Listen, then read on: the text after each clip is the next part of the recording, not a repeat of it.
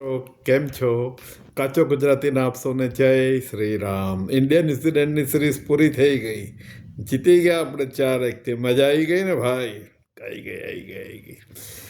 Surprisingly Suryakumar Yadav જબરદસ્ત ફોર્મમાં આવી ગયો. છેલ્લી 25 મેચમાં એની એવરેજ ખાલી 12 રનની હતી અને એક પણ 50 નહોતા કર્યા.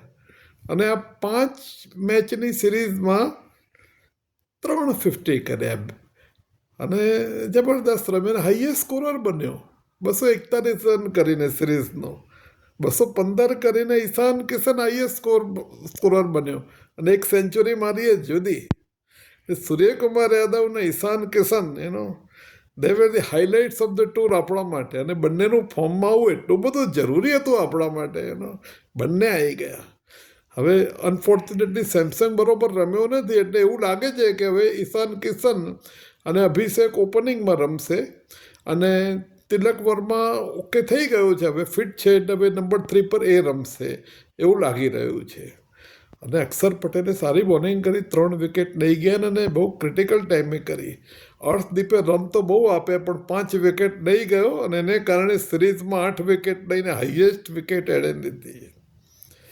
ખરેખર આપણા માટે બહુ સારી સિરીઝ હતી કારણ કે વર્લ્ડ કપ સ્ટાર્ટ થાય છે આપણું 7મી ફેબ્રુઆરીએ WPL પછી તરત જ.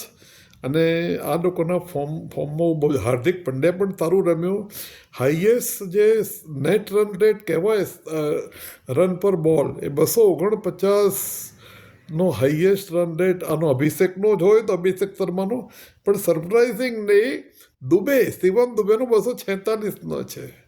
એ શિવમ દુબે ફોર્મમાં છે, અક્ષર ફોર્મમાં આવી ગયો, હાર્દિક ફોર્મમાં છે, બધા ફોર્મમાં છે. ઇવન રિંકુ શર્માને જે લીધો એ તો મને ખૂબ જ ગમ્યું અને એણે જે 20 બોલમાં 44 કર્યા છે કહેવું પડે આપણી ટીમ બહુ બેલેન્સ થઈ ગઈ છે. થોડી બોલિંગમાં હજી કસર દેખાય છે ગઈકાલે જે રીતે 221 આ લોકોને કરવા દીધા કારણ કે ન્યૂઝીલેન્ડની બેસ્ટ ટીમ રમતી નથી, એ લોકોના ઘણા સારા ખેલાડીઓ નથી, છતાં એ લોકો 5માંથી 1 મેચ જીતે ને ગઈકાલે 221 રન કરી ગયા. એટલે આપણે બોલિંગ કોચે હજી કામ કરવાની જરૂર છે.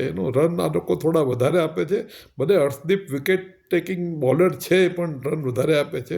બુમરાહ જનરલી રન નથી આપતો પણ ગઈકાલે એણે સારા એવા રન આપ્યા એને. એટલે આ એક વસ્તુ આપણે જોવી પડે કે ભાઈ બોલિંગ, બાકી બેટિંગ બહુ સરસ છે. ફિલ્ડિંગ એમાં રિંકુ સિંઘની તો ફિલ્ડિંગ બહુ જબરદસ્ત હતી. કેટલા બધા રોક્યા, કેચીસ કેટલા બધા કર્યા અને કેટલા બધા એને બાઉન્ડ્રીઓ રોકી એટલે ઓવરઓલ બહુ બેલેન્સ ટીમ છે. થોડીક બોલિંગમાં કસર છે, બાકી બધું બરાબર છે. એટલે બોલિંગ કોચ માટે હજી છે આપણે અઠવાડિયું મહેનત કરવાની જરૂર છે. બધું સરસ થઈ જશે. આપણે વર્લ્ડ કપ જીતવા માટે, ચેમ્પિયન બનવા માટે તૈયાર છીએ. Thank you. ખૂબ ખૂબ આભાર આપનો.